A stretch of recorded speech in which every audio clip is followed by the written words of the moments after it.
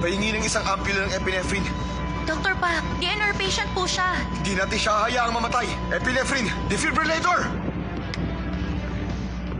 Bakit nagmamadali kang umalis? Sorry, may kailangan lang akong puntahan. Saan?